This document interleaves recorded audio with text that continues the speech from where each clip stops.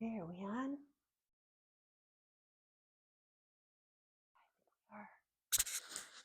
We are on. We got the receiver in the right place this week, Mercury Retrograde. And I got my little fuzzy microphone thing. Hello. I tested it before and I did turn it on. Okay, so we're good. This should work. Last week, see, this is how we learn, folks. Let's leave a little plaza here.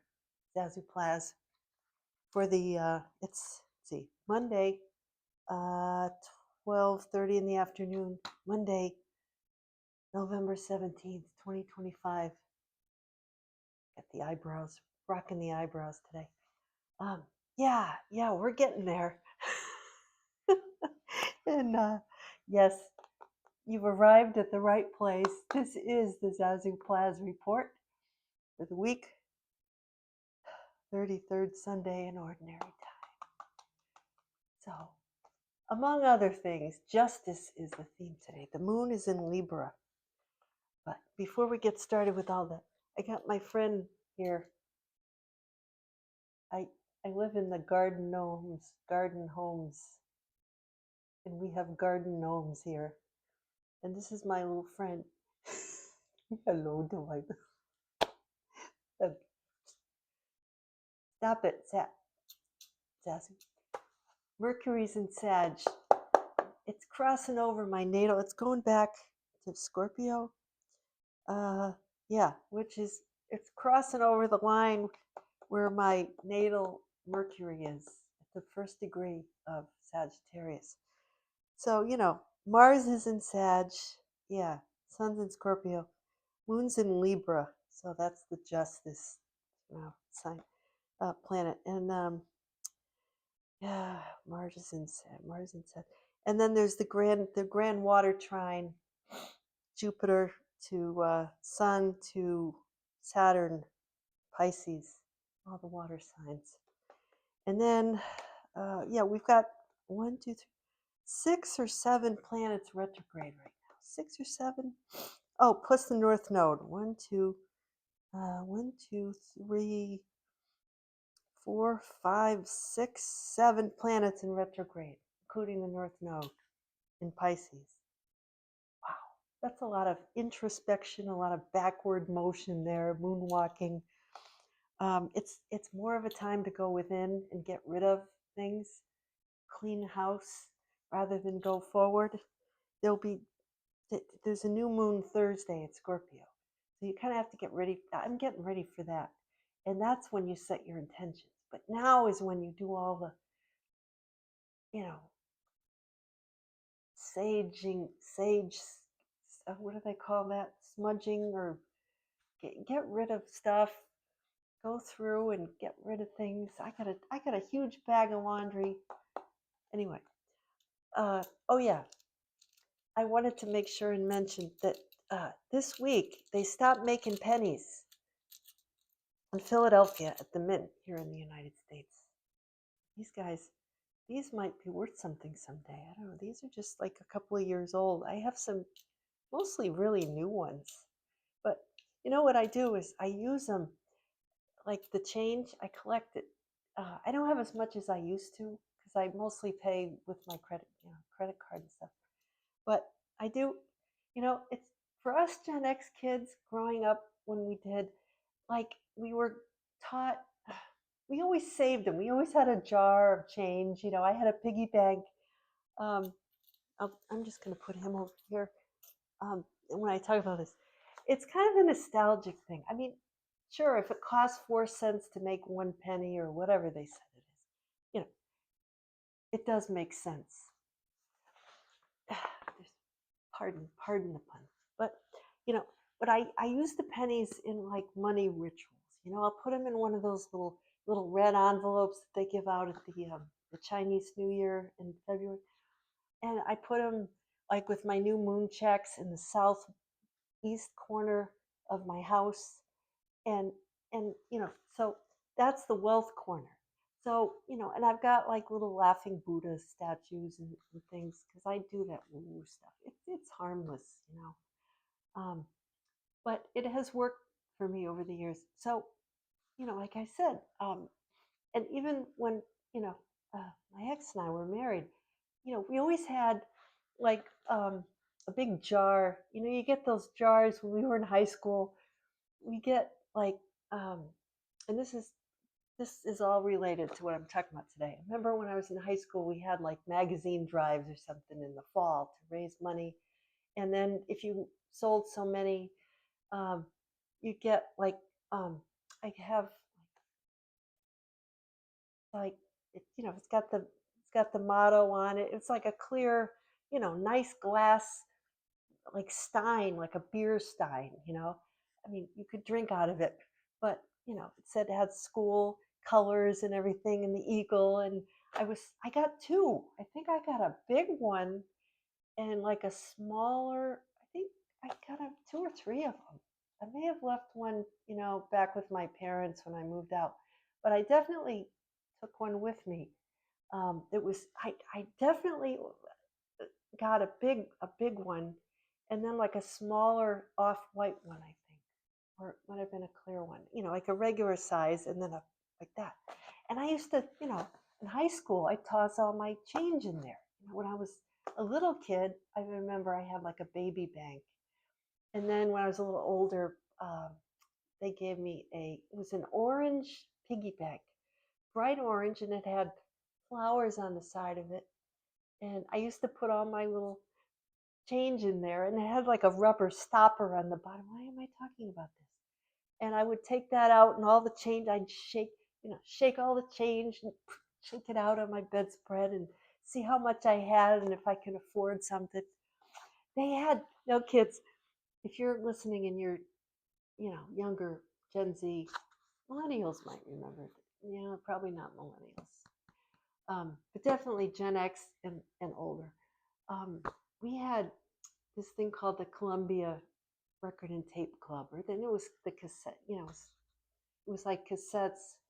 I remember. I think I sent away for some cassettes, but earlier they had like records and tapes, like 8-track tapes, when I was in middle school, and then it went to like cassettes, and you could get 13 of them or 10 or whatever it was. I think it was 13 at one point for 1 cent.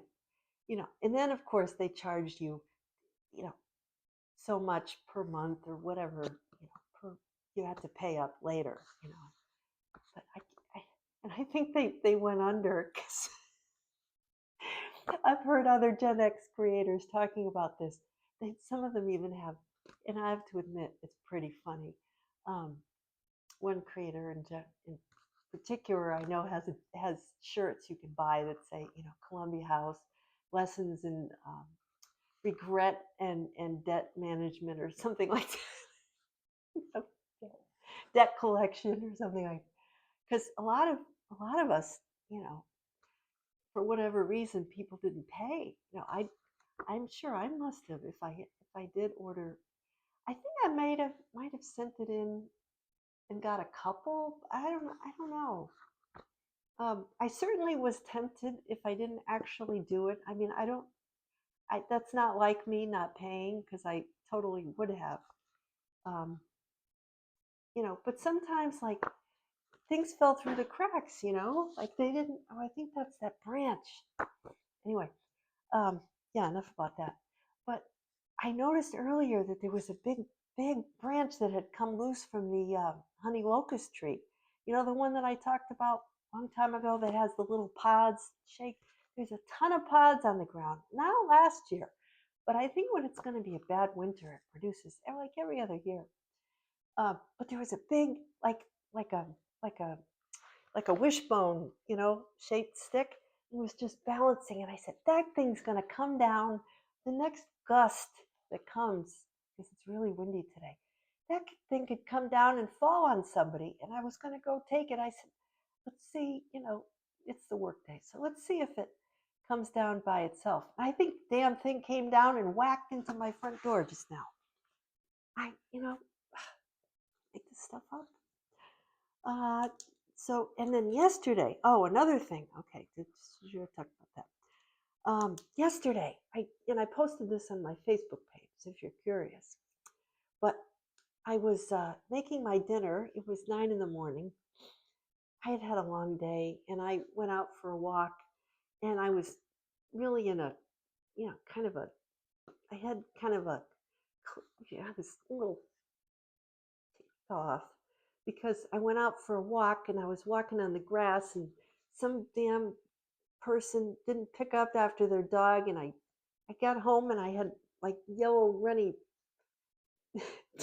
doggy poop all over my hiking shoe. And then I remembered that that was probably karma for all the times that Phoebe would, you know, she'd have runny poop. I'm sorry if you're eating, but this is the way it was. Um, the yellow stuff, you can't pick that up with a doggy bag. You just leave it there. And, the ground's not frozen yet. So it doesn't freeze. It kind of just sits there in the grass. And there's leaves on top of it and people step in it. You can't help it. So I thought maybe somebody stepped in something. This is this is the universe cleaning up all of my karma, you know, of those just little things that I've done. I felt bad about it, but you can't pick it up every single time. You can't, it just doesn't, you know, you'd have to pick up the grass along with it, and that's not good. Yeah, so anyway, I was standing there, humor folks, fixing I had made some nice pork stir fry with pork and vegetables and a little basmati rice, and I was heating it up, and I hear this racket outside. So I look out the window, I pull up the blinds. There must have been hundreds, even thousands of birds, little black birds, all in the back of my house here and over there, just like a swarm of them, all over the place and perching in the trees. And the din was so loud. I said, oh, I got to get this. So I grabbed my phone and I went out and I filmed a little bit of it. It was like Hitchcock, the birds. But the thing that blew my mind about that is I looked up the birds to see a clip, and I could have sworn that movie was black and white. It was a color movie, and I must have seen it on. It was 1963. I wasn't even born yet, so I must have seen it. Maybe I saw it on a black and white TV set, or I just thought because it's so stark with the black birds, that I thought it was black and white, but it was a color movie. So that blew my mind. But anyway, so yeah, so I think it's the migrating birds. A lot of the blackbirds, whether they're I forget what kind they are. They weren't crows; they were smaller. Those blackish. What are they called? The blackish sort of purpley green birds. Could have been those. They were squawking like anything. Forget the name of those birds, but we get a lot of those around here. So they all just flew in and then they flew out, but it was like 15 minutes. It seemed like forever. They wouldn't shut up. They wanted to announce that they were leaving, so I could wave bye. That was kind of cool. I talked about the pennies. Yeah, and I went to the thrift store Friday. This is my story segment, folks. Just if you're chomping at the bit, waiting for the Bible, it's coming. Only here in the Zazoo Plazz report will you get this stuff. Nobody else talks about this stuff. This is no AI, folks. This is real. I talked about the doggy poop. Okay. Yeah, so now I got to go back to Savers and return the crap that I didn't want. And if I hadn't bought it in the first place, then I wouldn't have to return it. But I had a coupon I had to use. So I went there. I needed some nice warm sweaters, So I got one that was like a striped cowl neck, and I got a hot pink one with like a V-neck. It was so soft. I said, oh, it's kind of small, but I said, I'll try it. And then a couple pairs of like track pants with the stripes down the side. I'm returning one. It just kind of fit funny, and it was too short, and it flared out at the bottom. Weird.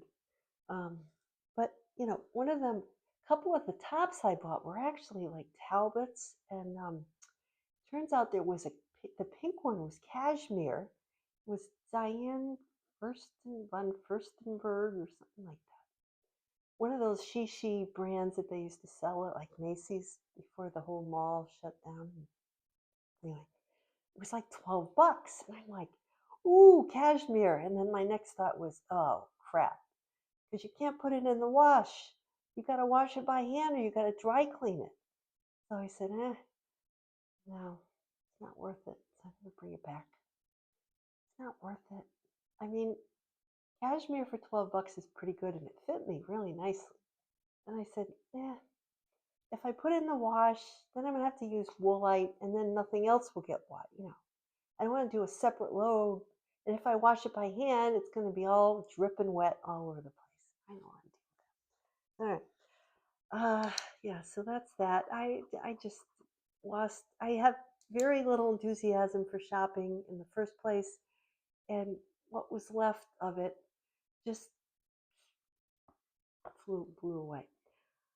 Okay, so the book of Malachi here. And that's it for the news for the week. Let's see.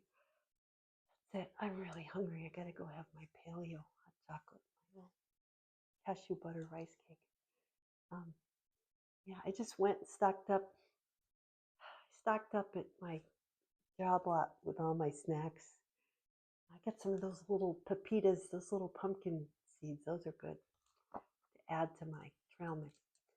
Anyway, Book of Malachi. The day is coming. It would be blazing it like the oven. Yeah, so Malachi giving a prediction here. There's a lot of the Armageddon images, the sort of last days, and every year this happens, but it seems like every year it seems like more and more of this stuff is actually going down. So it's starting to seem less like prophecy and more like the news. So it's just the day, and he's a prophet. So the day is coming. The proud and the evildoers will be set on fire, and neither root nor branch will be left. But those who fear the Lord will feel the healing rays of the sun, justice, like healing rays of the sun. So that's good. That gives me hope about that. It's funny. I was watching the video of Mr. Bean where he's like, "Welcome to hell." Maybe I'll put a link for it because it's really funny. Where it's one of his older comedy routines, like from the '80s or something. And he's done it throughout the years. Where he he's got the horns on, and he's got this book, where he's like, I am the devil, and welcome to hell, and he's just got this proper English accent. He's like, yes, you murderers over there, looters, lawyers, go with the looters and thieves. Oh, God. He even said he had a special spot reserved. Well, this was 2016. He said he had a special spot reserved for somebody. I won't say who. Maybe I'll post that one. They're gonna ban me for sure. Right. Moving on. Yes. So and then he says at the end, "Oh, I'll see you later at the barbecue." I thought it was funny. I have a very twisted Gen X sense of humor. It's dark, it's sarcastic, but it gets me through. Then the Psalms. The Lord comes to rule the earth. You're not going to hear this in church. Okay, this is the alternative weekly service, the Zazoo Plazz report. Anyway, the Lord comes to rule the earth with justice, and it talks about, and this comes in later with the song. It talks about a lot of instruments, horns, harps praising the Lord, horns joyfully, singing, all these instruments, praising God, and sort of the earth, the music, it's like the sound of music, the hills are alive with the sound of music. That movie came out 60 years ago, the year I was born, The Sound of Music. And, it's like, the mountains shout for joy, the rivers clap hands. The hills are alive with the sound of music, the music of the earth playing, right? That's what they're talking about here. About how, you feel the magnetic pull of the earth, and you feel the music is all around you, and the songs of the birds, and for anyone with these ears to hear, you hear this, right? The wind, there's melodies on the wind, right? But you're distracted by all the other fake sounds. You're not going to hear it, right? Or, if you there's a special song that plays just for you.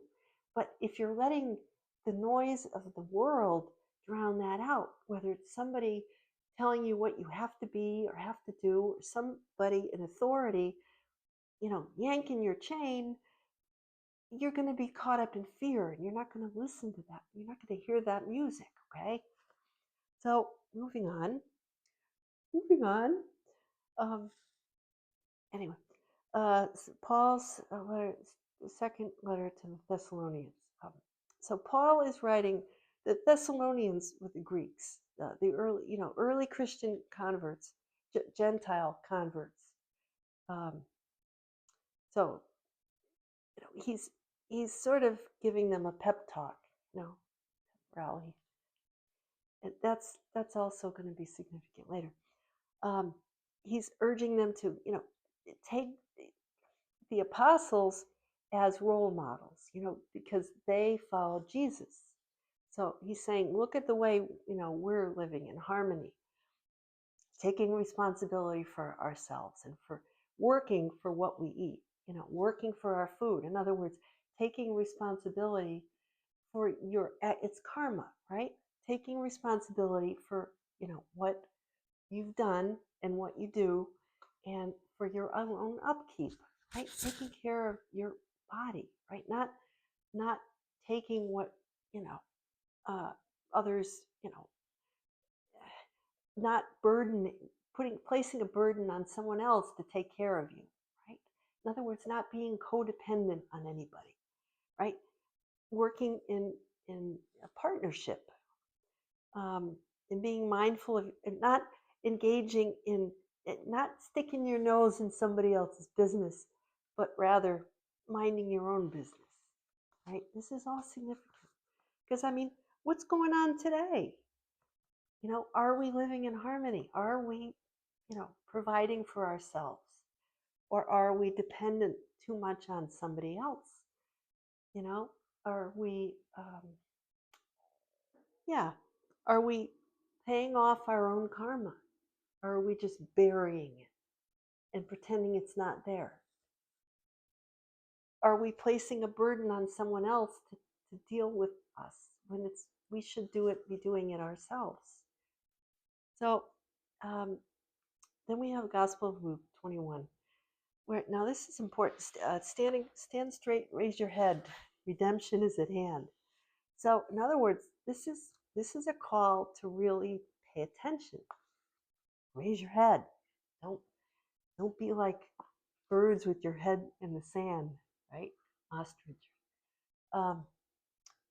So it's people were talking about how the temple was decorated with fancy stones and offerings, and Jesus said, no, that's not important. The day's coming when all these stones will be knocked to the ground, right? So the focus should not be on the building and the exterior, on the facade, but rather things that are the things of eternal life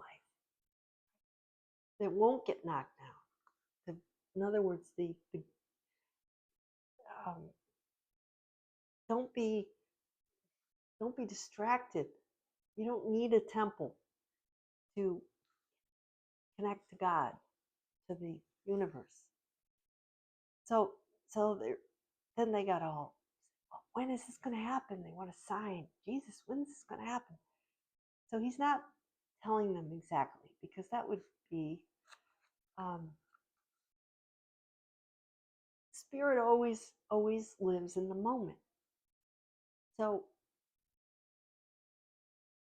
he said,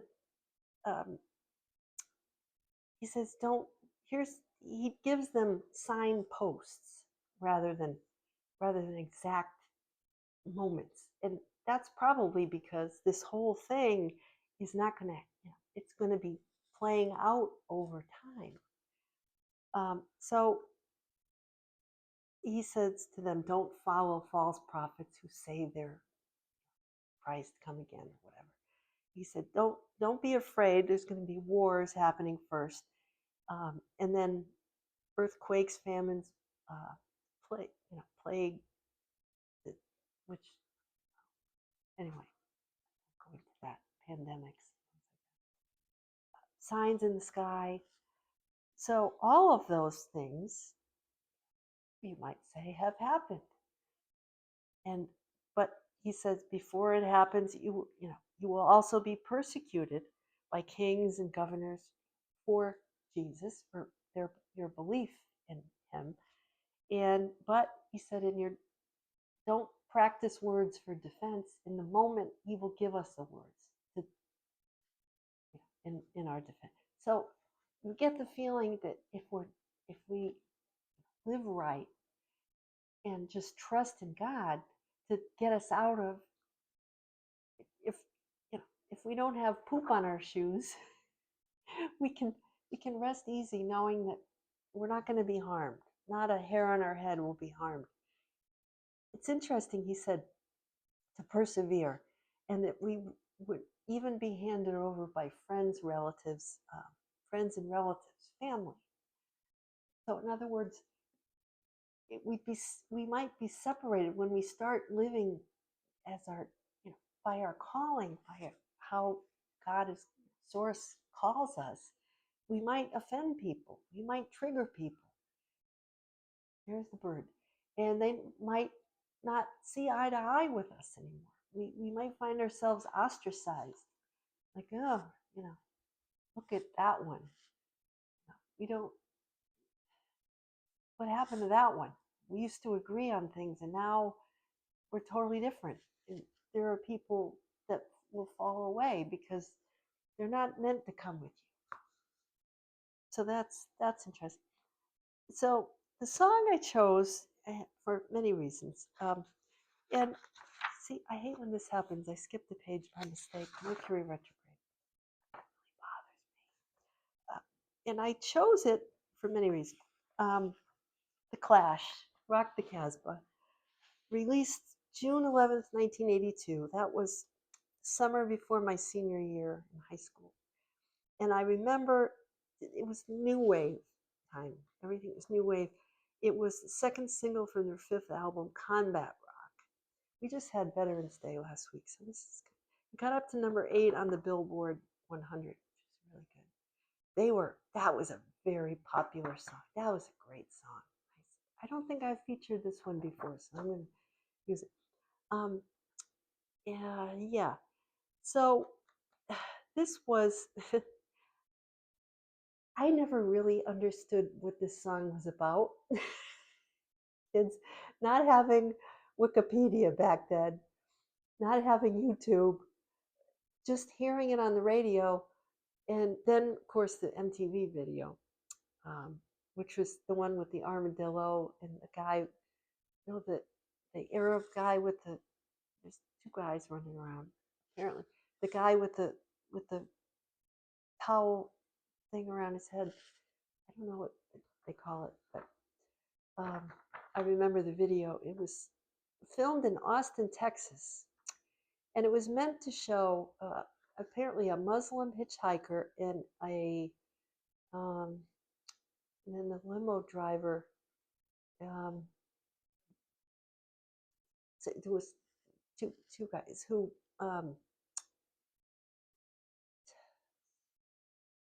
you see them in their later eating hamburgers and drinking beer. And it was meant to show breaking of taboos. In other words, things that were not permitted by their, their religions or whatever. They're showing a couple of different representatives from different religions, right?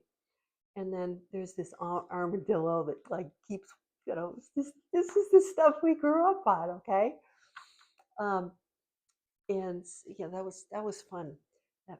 But and then it shows the band, and so the whole vibe of the song that I understood, all I was like, "Rock the Casbah." It was very like sort of fighting against uh, people who don't want you to play your music or express yourself, uh, which is actually, so we had just a little historical context. The plot of this song, it was fictitious. The lyrics are based on just a made up story, where there was a ban on Western rock music by a Middle Eastern king. And the people were protesting. Even the jet fighters of the king that the king sent out ignore the king, and they end up playing the rock music on their radios on their jets. So this was similar to an actual Western music ban in Iran since the Iranian Revolution. And we had the Iranian hostage crisis in the late 70s, around 80. That's why Jimmy Carter lost the election to Reagan for how Carter was criticized for how he handled that whole crisis. And I was, 13, 14 when that was happening, so I remember clearly. But I never knew that there was a connection between this song and, I knew that there was like oil. It was like a thing drilling for oil. And I remember the images, but I was a teenager, a young teenager. None of us really got it. We acted it out it was our senior pep rally football song in November of 82. And some guys dressed up, a bunch of us, and we all sang this, like they played the song and we all danced. It was like our pep rally song, seniors. I remember that clearly. Yeah, so there was a ban on rock, Western music, all kinds, that was kind of let up in the 80s to the 90s a little bit, but reinstated after 2005. This song was actually put on the inappropriate play record by Clear Channel after the 9/11 2001 attacks. But the song was played, so it's based on the real band. They said it was a fiction. They made up some characters, but it was based on this whole real thing. It was the first song played on Armed Forces radio during the Desert Storm. During the Gulf War in 1991 for the troops. And but they said he found out the guy, Joe Strummer, that's his made up name, I guess. He's a lead singer with Mick Jones. There's, like the lead singer guy who wrote most of the music in the songs, but they said he cried. He was very anti-war, very pacifist, very much into protecting the environment and, vegetarian, all that stuff. They said he cried when he heard that Rock the Casbah was written on an American bomb that was going to be detonated during the Gulf War, because that wasn't his intent, to have war. It was, in other words, just the opposite, actually, is to bring attention to the importance of and how music can bring people together rather than cause division. Can heal division. It's universal, right? So, and unfortunately, Joe Strummer died at 50 in 2003 from a heart ailment. So I chose this song because all these things. By that first, the Malachi thing, and the Psalm, when they talk about the instruments, uh, both in the song and in the Psalm, they talk about drums and guitars and, in different instruments, and wars. They talk about, wars as being, in Luke, they talk about wars, prophecy. You know. So that was part of the song. And the stones knocking down, it's rock music. And the temple, the parallel between the temple, they pack them in the song, and the thing about the temple being adorned. I thought it's just the vibe. It just goes, it just goes. My striped socks on today. Yeah, so this song got to number 8. Did I say that? Got to number 8? And yeah, I did. But the way that the song came about was the drummer, I guess, Topper Heaton. He was just messing around, with different instruments, and the music came to him. There was some Indian song that it might have been based on loosely, because it kind of has that. There are a lot of sort of Middle Eastern words in the song. So then so Joe Strummer, and he's the guy who probably had the last word. He was a pretty smart guy. So he liked the music, but he trashed the lyrics because it was just about him moaning about missing his girlfriend or whatever. He threw those out. But then he made up his own lyrics, which is this song. And so that's good.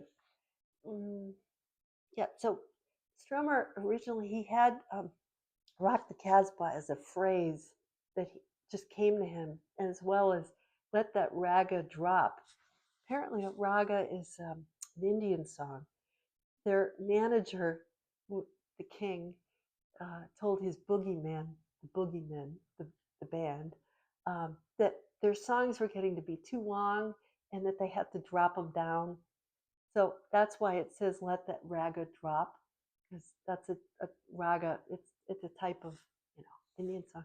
So all that kind of meshed together, and it's just a great funky kind of get you moving and up and dancing around kind of song, which is what we need. I think that's all I had to say about that. But that was a cool song, and so I'm going to post that. I'll see what I can find. I'm going to post that little, because we all need humor. I'll post that Mr. Bean. But Zazoo, what service do you provide? Because anybody can just go look up that stuff. Yes, but the service I provide is, and this works for me. I'll just say this one thing. It's like a meditation, right?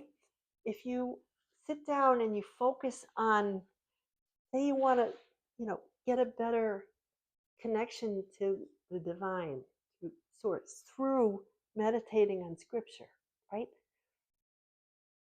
The way what works for me is because I love music, I love pop culture, and I like to pick the scripture apart and sort of pair it or connect it to something modern.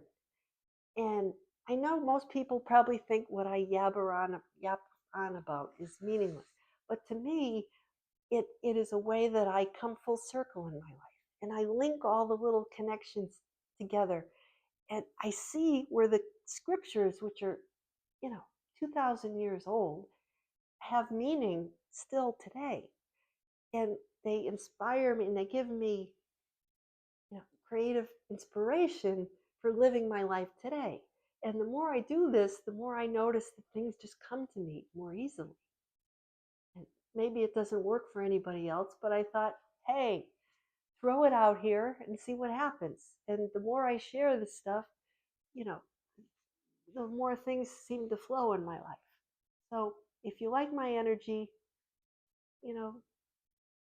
whatever, pass it along.